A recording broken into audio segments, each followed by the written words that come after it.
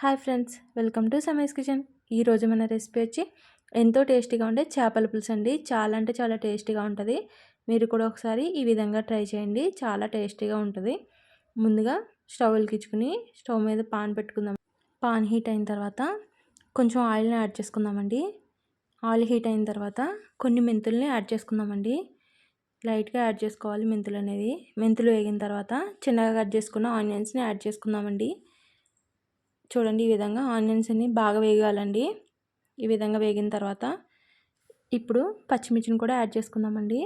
చూడండి, ఈ విధంగా పచ్చిమిర్చిని కూడా యాడ్ చేసుకుని ఇప్పుడు కొంచెం అల్లం వెల్లుల్లి పేస్ట్ని యాడ్ చేసుకుందామండి. అల్లం వెల్లుల్లి పేస్ట్ యాడ్ చేసుకుని ఒకసారి మళ్ళీ మిక్స్ చేసుకుందాం. అల్లం వెల్లుల్లి పేస్ట్ అనేది పచ్చివాసన పోయే వరకు వేపుకోవాలండి.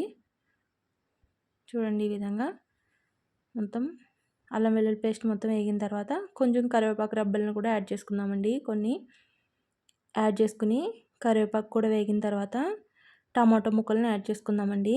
ఇవన్నీ మీ క్వాంటిటీ తగ్గట్టు తీసుకోండి, మీ కర్రీ చేసుకునే దాన్ని బట్టి. నేనైతే 1 kg ఫిష్కి చేసుకుంటున్నానండి. ఇవన్నీ మొత్తం అన్నీ వేగాలండి. ఇప్పుడు మనం మూత పెట్టేసుకుందాం. మూత పెట్టుకుని ఒక 2 minutes తర్వాత మూత తీసేద్దామండి. చూడండి, ఈ విధంగా అన్నీ మగ్గిపోయినాయి కదా. ఇప్పుడు మనం కొంచెం పసుపు, చూడండి ఇప్పుడు అన్నీ కొంచెం కారం, కొంచెం పసుపు యాడ్ చేసుకుని మిక్స్ చేసుకుందామండి. చూడండి, ఈ విధంగా మిక్స్ చేసుకోవాలి. సాల్ట్ కూడా యాడ్ చేసుకోవాలండి. ఇప్పుడు మూత పెట్టుకుని ఒక 1 minute తర్వాత మూత తీసేద్దామండి. చూడండి, ఆయిల్ అనేది ఇలా తేలింది కదా. ఇప్పుడు మళ్ళీ ఒకసారి మిక్స్ చేసుకుందామండి. మిక్స్ చేసుకుని వాటర్ని యాడ్ చేసుకుందామండి. చూడండి, ఈ విధంగా వాటర్ని యాడ్ చేసుకుని కొంచెం ధనియా పౌడర్, అలానే కొంచెం జీరా పౌడర్ కూడా యాడ్ చేసుకోవాలండి. యాడ్ చేసుకుని ఒకసారి మిక్స్ చేసేసుకుందామండి. చూడండి, ఈ విధంగా మిక్స్ చేసుకుని వాటర్ అనేవి కొంచెం మరిగిన తర్వాత ఇప్పుడు మనం చేప ముక్కల్ని యాడ్ చేసేసుకుందామండి.